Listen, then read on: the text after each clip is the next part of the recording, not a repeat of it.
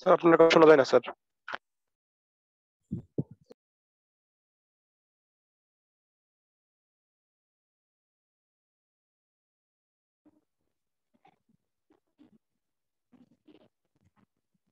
হুম, তাহলে আজকে মানে সোডিয়াম হাইপোক্লোরাইড ব্লিচিং, ঠিক আছে?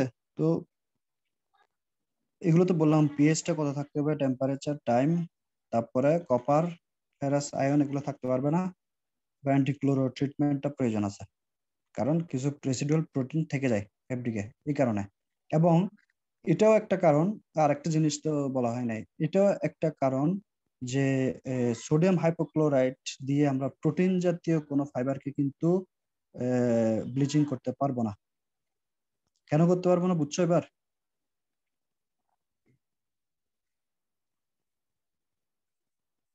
এবার বুঝছো? ফেব্রিকের জি মধ্যে স্যার। সামান্য কিছু প্রোটিন থেকে গেলে ক্লোরামিন তৈরি হয়, এরপর ইয়েলোনেস তৈরি হয়। আমি যদি প্রোটিন ফাইবারটা সরাসরি যদি ট্রিট করি তাহলে তাহলে সমস্যা না। তো আমি জি স্যার। তাহলে প্রোটিন ধর্মী ফাইবার গুলো হাইপোক্লোরাইড সোডিয়াম হাইপোক্লোরাইড দিয়ে ব্লিচিং করতে পারবো না। ঠিক আছে, তো আজকে কি কি পড়াইলাম? প্রথমে পড়াইলাম ব্লিচিং, ঠিক আছে? ব্লিচিং, তো ব্লিচিং এর মানে কি? ন্যাচারাল কালারটা ডিস্ট্রয় করে হোয়াইট ইফেক্ট আনা, ঠিক আছে? এরপর ব্লিচিংটা আমরা কিভাবে করি? এখানে তোমার আমরা ব্লিচিং যেটা মেকানিজম, এটা পুরোপুরি ক্লিয়ার না, মানে যতটুকু পর্যন্ত এখনো জানা গেছে, এটা দেখা যায় কি জাইমান অক্সিজেন তোমার কনজুগেটেড ডাবল বন্ড গুলোকে ভেঙে দেয়, ঠিক আছে? কনজুগেটেড ডাবল বন্ড গুলোকে ভেঙে দিলে পরে দিয়ে এগুলোকে সিঙ্গেল বন্ডে পরিণত করলে দেখা যায় কি কি হয়, ব্লিচিং অ্যাকশন সম্পন্ন হয়, মানে কালার ম্যাটেরিয়ালসটি ডেস্ট্রয় হয়ে যায়, ঠিক আছে?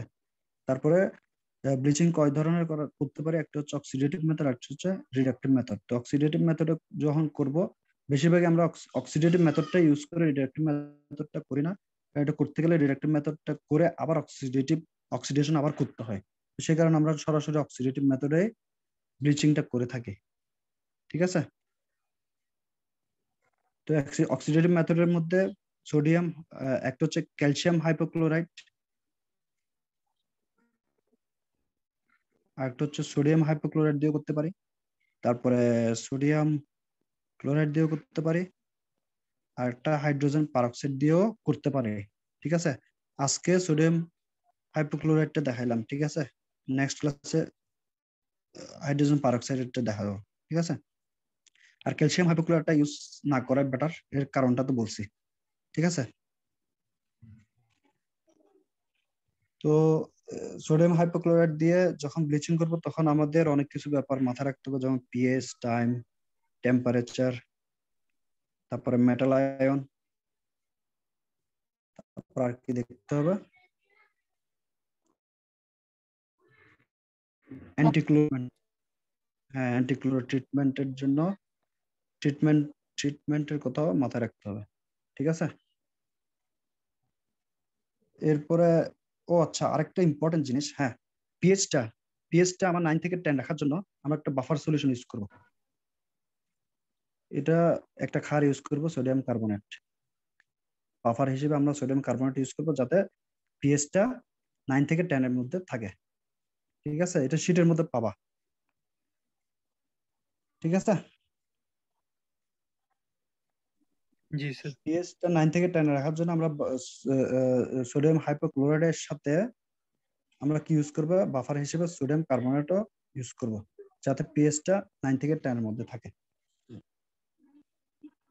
ঠিক আছে?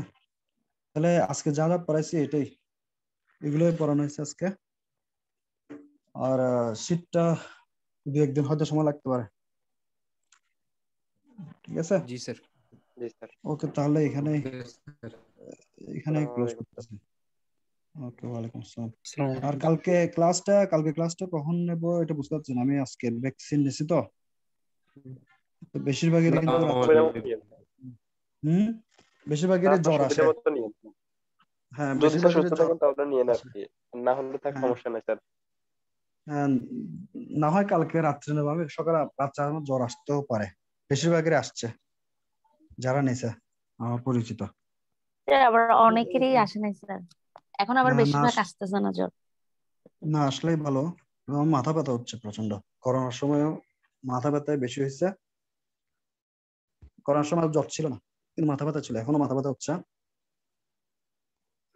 প্যারাসিটামল একটা খাইছে, স্যার এরপরও মাথা ব্যথা আছে। হ্যাঁ স্যার ওই যে ডাবের পানি আছে না, ওইটা খেয়ে দেখতে পারেন, হ্যাঁ মানে রেগুলার ডাবের পানিটা, ওইটা স্যার মানে অনেকে খাওয়া নাকি খুব ভালোই এফেক্ট দিতেছে, আমি সঠিক জানি না স্যার, আচ্ছা স্যার, দোয়া রইল বলতেছে স্যার একজন। আপনার জন্য। হ্যাঁ, কে বলছে? কিসের জন্য? ওই ইয়া যে যারা ডাবের পানি।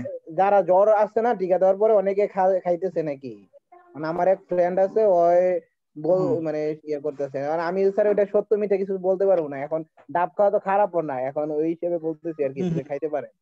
হ্যাঁ খাওয়া যায়। এখন তো মোটামুটি একটু ইয়া ইয়াটাও তো ঠান্ডা না আর, খাওয়া যায়। জি স্যার, ঠান্ডাও একটা ইয়া নাই আর কি, যেহেতু হুম গরম হুম এসে হুম পড়ছে। হ্যাঁ হ্যাঁ হ্যাঁ, ঠিক আছে, এটা বলার জন্য থ্যাংক ইউ তোমাকে। ওকে ঠিক আছে, আসসালামু তাহলে আলাইকুম স্যার। রাখি। আচ্ছা, আসসালামু ওকে। আলাইকুম। আচ্ছা, ওয়ালাইকুম আসসালাম।